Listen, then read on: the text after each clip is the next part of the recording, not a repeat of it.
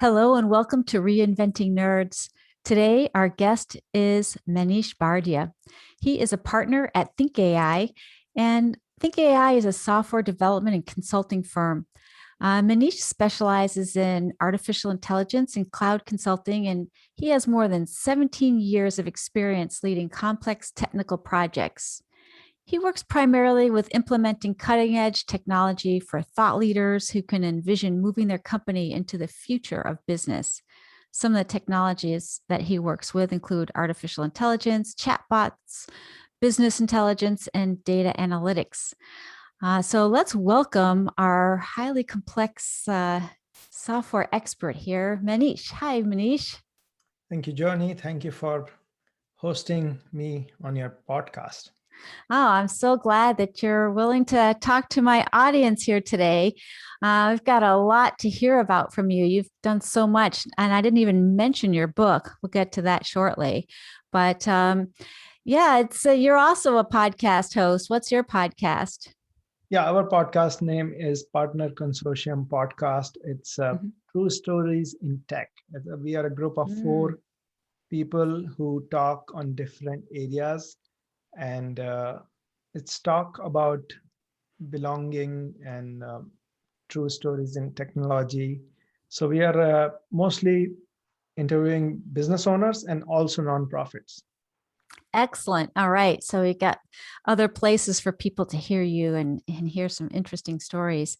Well, now it's your turn, though. I want to hear your story. And you've had an interesting journey here from being an engineer to a project manager to start. So, why don't you just start, telling us a little bit about your background, how you got to there, and how you evolved as a leader along the way? Yeah, sure. I mean, coming from India, Hmm. every parent in India has two things, right? Either doctor or engineer. You make your kid one of that. So same thing for me. I was destined to be engineer. So I got into computers engineering and it was a lot of fun. But as I came to US in 2000 and start interacting with people, I was told I'm much better communicating with the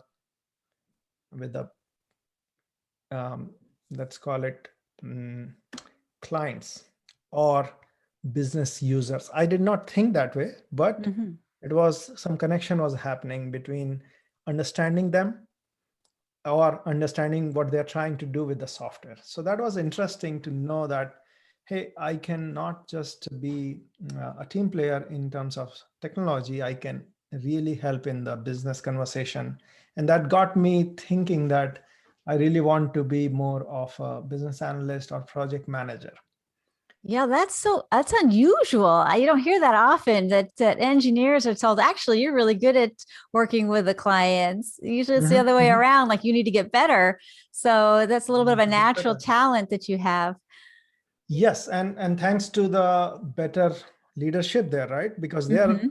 observing the team and observing the client and making sure that the communication is happening. So I would say that leadership came from the business team there, but Hmm. it was a revelation.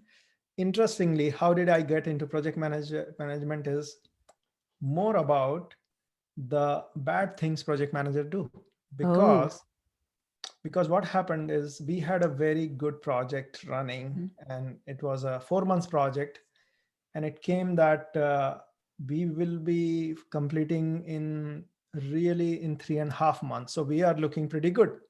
So management says, 3.5 is good, but how about 3? Right, of course. So then we go into uh, from easy situation, everything under control, to the pressure situation. So I had to work maybe 16 hours a day and I was losing my sleep. I mean, only thing I was doing was wake up, take shower, office, all the way till 12 in the night, Wow. and then go sleep, wake up, office. That was painful. So I decided then I want to be in the project management. Yeah, okay. How can I change this? Yes, Oh, excellent. that's what happened. That's how I Okay. got into project management. Means that's what the thought came that, I don't want to be in the development and go into project management. So Okay, so here's the key question then, Manish. Mhm. Did you go into project management so you wouldn't have to work those hours or so your team wouldn't have to work those hours? It was more selfish reason that time, and went through the proper method of doing project PMP certification. Mm-hmm. So I have full knowledge of how the right project needs to be done. I also got CSM certified, which is certified Scrum Master. So I had my tools with me, but it was more personal level that time. Mm-hmm. It all came down to passing to my team once I started my business. Till I was Okay. working as a consultant, it was all about making sure I'm doing right, delivering project, but it Mm-hmm. started transferring to team once I started my business. Okay. And so if we talk to your team, what would they say about you right now as a project manager or Yeah, they would definitely say more process oriented. So I Mhm. pay attention on making sure that we are doing right thing, but I write a lot of process also. So Okay. we have something called Think AI Way. More Mm-hmm. like there's a book, right? The McKinsey Way, same Yep. thing. Yeah.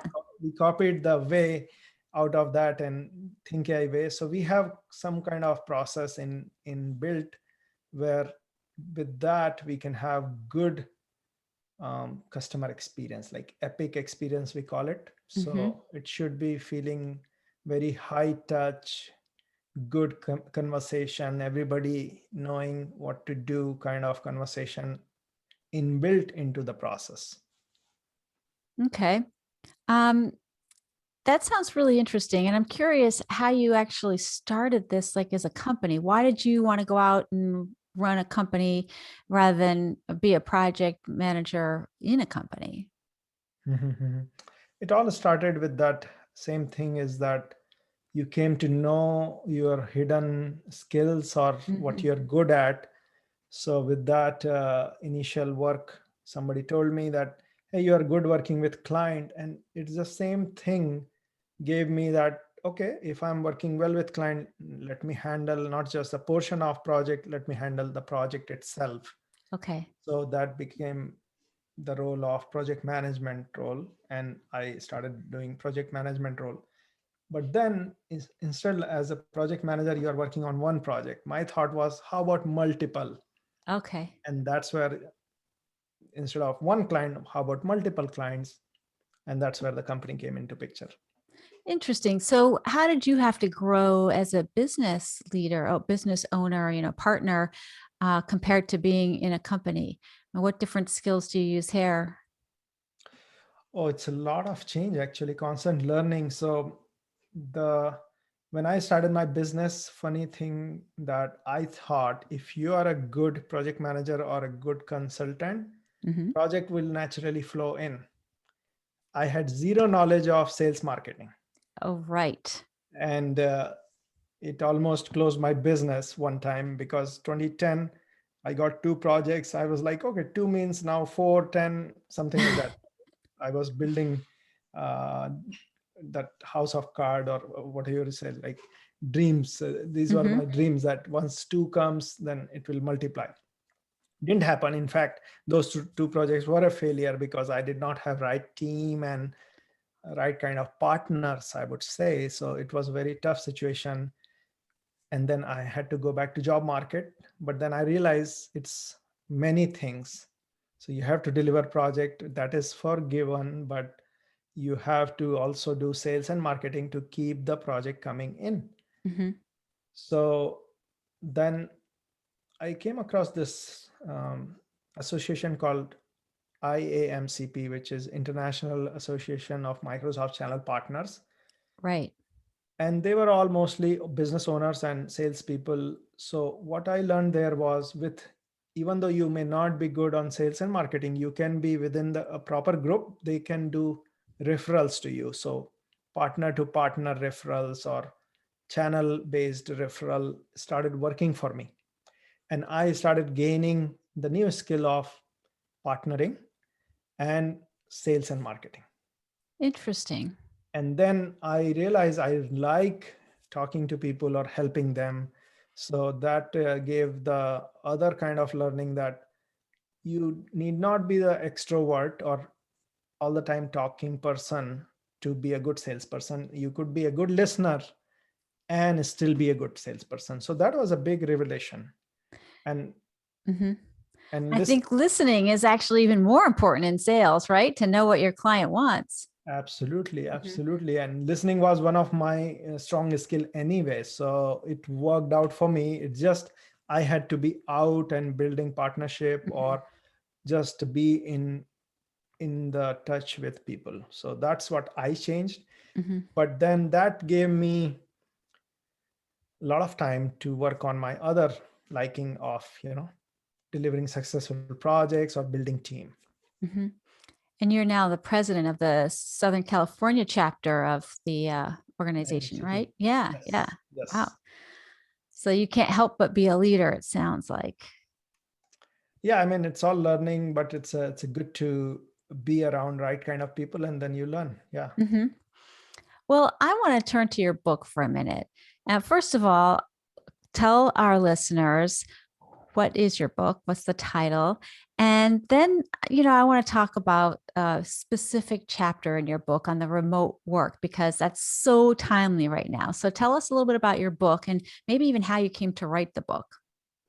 Okay, let's just start with the title of the book. The book name is Teamwork and Collaboration. Mm-hmm. And as you can hear, and in my business also, we implement technology which helps people collaborate or help teamwork get done faster or in a better way. So how it came is a lot of my consulting has been either custom application or integration, but a lot of the work has been focused on teamwork or let's make the team productive. So one time we did a user group of all our clients and potential clients, and we just asked open-ended question like, what are your top three or top five, actually we asked, what are your top five worries about getting a new system and getting it implemented, and after implementation would you like to see? And most of them was around either communication or project management. I'm talking lightweight. See, PMP does very heavy uh, project based execution, which is good for large organization, but for Mm-hmm. smaller companies they want lightweight project management. Mm-hmm. So their challenges was communication with team, how to keep team organized, how to keep the motivation to adopt new system, how to train, and how to manage. Very Right. simple thing, what you would also think similar thing, but they were very specific. Hey, I need to know this. So we had around top 20 items coming out of that 2-3 hours of meeting, and all those 11 chapters in the book came from the top 10 items. And they're so practical. I mean, I know from reading it, it's just really go in there. How do you do this? What are the questions? And then you got Mhm. bullet points even. So you don't have to spend a lot of time digging through a bunch of theory or something. You're in there with real experience and hands-on advice. Yeah. Yeah, these are extraction from 50 or hundreds of projects what we have Yeah. done, and these are the real tips actually applied to those projects. Mm-hmm. So the book is all about, I mean, the title is Teamwork and Collaboration, Mm-hmm. and the subtitle says how to select a right productivity environment for your team Right. and yourself. So it's Mm-hmm. not only team, but how can you be productive? Mm-hmm. How can your team be productive? And productivity has been my passion also. I was always reader of Stephen Covey's method, or Mm-hmm. what's our GTD person name, David. Oh, yeah. Getting We are, things we are done. forgetting his name, but Yes. Have to think about that one.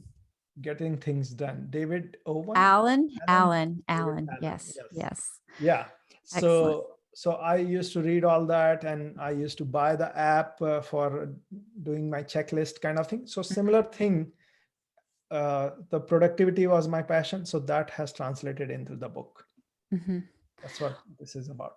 Okay, so we're here still in the pandemic, a year in. Mhm. Everyone has switched. I mean, most everyone has switched to working remotely. And I'm just curious that your book was even written during that time, and you even Yes. talk about some examples from that. Yeah. What are some of the unhealthy habits that people have adopted from working remotely? And how can they get back to or start new, healthier habits? Yeah. Very good question. Mhm. Easy answers, but hard to implement. Okay. Oh, It's okay. it's it's very simple, as I mean, like everybody knows, on a taking an example from keeping fitness for yourself is like, hey, 30 minutes of exercise every day. Everybody knows it, but then it's hard to do. Yeah. Same thing, especially pandemic has created a situation where you are right, working from your living room or a bedroom or from your small office. So travel time has reduced, but and that gives you the your stress level down. I mean, it keeps the Hmm. stress level down because the stress which used to come on the road is gone. Hmm. However, now people are overworking, Right.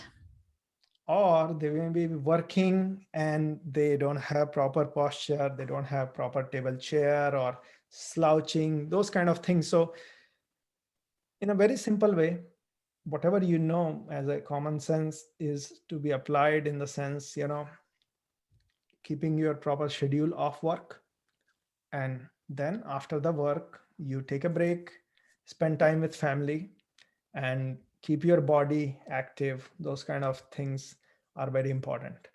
Hmm. So taking a break is one thing during your workday, keeping a schedule for your work week, and then putting the exercise time or time to even chat with your friends, called virtual water cooler or virtual coffee, Hmm. is required. And then, because we are in front of camera doesn't mean we cannot have fun. There are a lot of tools to hang out together, like Zoom, Teams, and then there are now special effects, or kind of like gadgets, digital Hmm. gadgets, Right. which can make it fun to be on the live meeting and all. I mean, I'll highlight one of the, as we were coming near to the holidays, a lot of people did holiday party, and Hmm. at home they did the scavenger hunt, and that was a lot of fun. Virtual wine tasting, that was Hmm. fun. My book got released before that, otherwise I would definitely put Uh-huh. those kind of thing. So just keeping couple of things in mind is like, your health, your timing, your body relaxation, and spending time with family is very important. So don't just get busy with the work, but do a good routine. I have to say that the folks that I work with, the biggest challenge for them is that virtual water cooler that you were talking about. Is Mhm, actually mhm, just chatting, sort of mhm. the normal informal interactions that you would have where you would run into people at work. And now that people are so booked and they have meetings, it Yeah. sounds more formal, like we have to talk about this and get this done, rather than just like, hey, how's it going? And trying to get them to actually like why don't you even just schedule 15 minutes with someone just to chat, and Mhm. do you have any tips for making that just seem easier for people? Yeah, I think people have more time, but I mean, that 15-minute talk is a great idea, because Mhm. and set up a meeting with like 15 minutes. I use Microsoft Booking or Mhm. Calendly, and Okay. just keep my some slot open for fun. Like we tried sometime, like virtual lunch time, Yeah. invite couple of people, bring lunch. And so what we did was, at 12 o'clock we're going to have lunch, so everybody had like 11:50, heat up your Mhm. lunch or sandwich and bring it, and we ate. It did not work out much, but just something new to try. Right. Yeah, but I like the idea of keeping some slot open and try to book it with that kind of activity. That's a So great idea. So your calendar is already blocked. So mhm, you're not actually booked back to back, and you're keeping that time to realize the importance of it. Just like you would put exercise or something else or yeah. the end of day on your calendar so that you don't leave it out. Hmm. I think if any tip anybody wants to take, the biggest could be that block your calendar in advance, what you would want the ideal calendar to be. Mm, And then let's see if your calendar reflects that ideal calendar or it is different. And it's fine to have different, but having an ideal calendar is a big exercise. And there are tools, and I mean, I have downloaded a calendar yeah. like that which shows me my ideal calendar, and I try to fit it to that. Huh. No, that's interesting. I mean, it's also like what's ideal for you and just in terms of what you want in your life. What are your priorities, not just how will things fit together? Yeah. Hmm. Yep. Oh, great idea.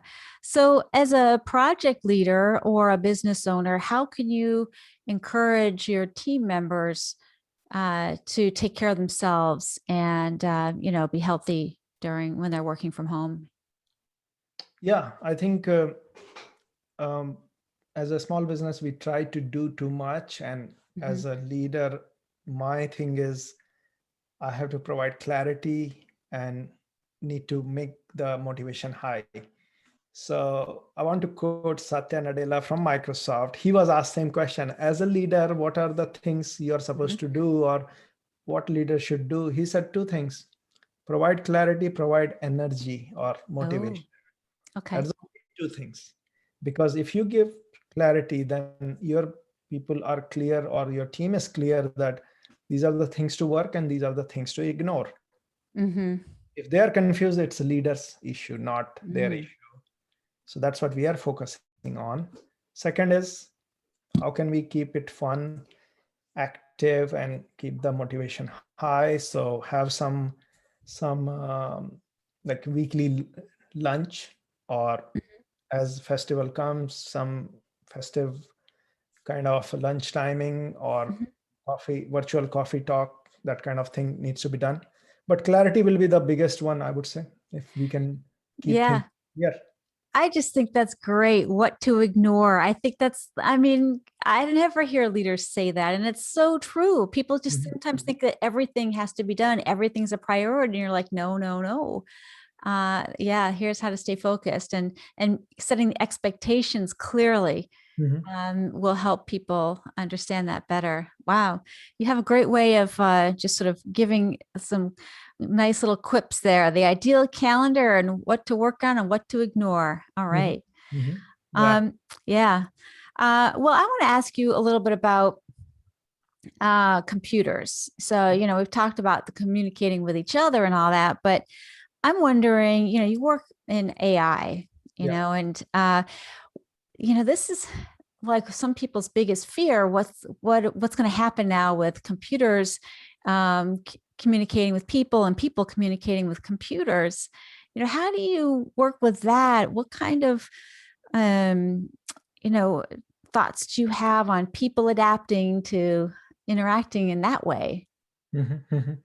Yeah, things are progressing very fast. Mhm. Computers are becoming capable, and initially, before AI came, we would program computer and computer will behave in certain way, right? So that's the Mhm. difference in AI. With artificial intelligence, computer will have its own logic coming into play, so it may become smarter and smarter slowly Mhm. or faster. We don't know, but yeah, I mean, we do see things getting automated more, and AI helping in that automation or the new way of conversation. Mhm. So yes, things will change, and conversational AI chatbots are simple things where people are deploying the bots to replicate one of the best customer service person or best salesperson. I know Mhm. we are not there yet, but things will starting to come. And as a best salesperson, it is a helpful thing to have it. But an average or person who is trying to keep up with the best, it may be threat, right? Oh, yeah. Because if the team is gonna start utilizing the chatbots, then how about the other people who were trying to do similar thing, kind of thing? Yeah, so roles will change, Johnny. Here it's not Mhm. just that AI will not be there. It will be there and it will impact things. So we'll have to do different things. Mundane things will go away, kind of scenario. Mm-hmm. That's kind of like with automation and manufacturing, people started moving to different roles Yep. Yep. as a result. Yeah. I mean, Interesting. initially people were cutting the like boxes and or making things with hand. Now machine started doing Mm-hmm. better creation of the products. So then people moved on to different jobs. Same thing in the AI. They will, a lot of data will be, or the lot of decisions will be coming from AIs. But then there are other ways people can be active.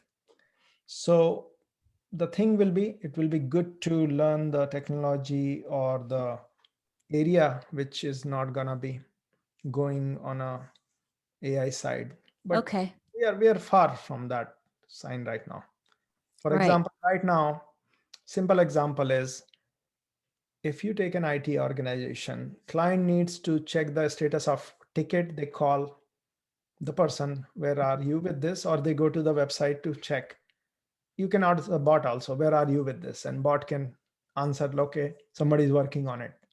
Bot can schedule an appointment, which you could do also, but actual work somebody has to do. So instead of Mm-hmm. answering the phone, you could be working on the solution.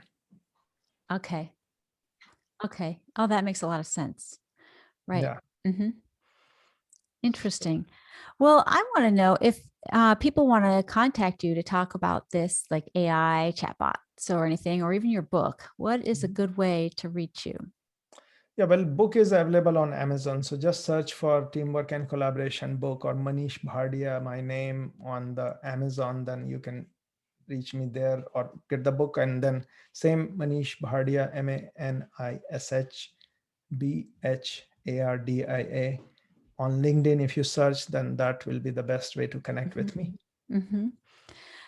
Great. This has been extremely interesting. And I really appreciate you sharing your story with us and your thoughts on AI, your thoughts on remote work, as well as just basic project management and teams and collaboration. So thanks, Manish, for being a guest on Reinventing Nerds. Joanie, thank you. It was a pleasure. All right. And thanks to all of our listeners and viewers. And don't forget to subscribe, rate, and review. And we'll see you next time.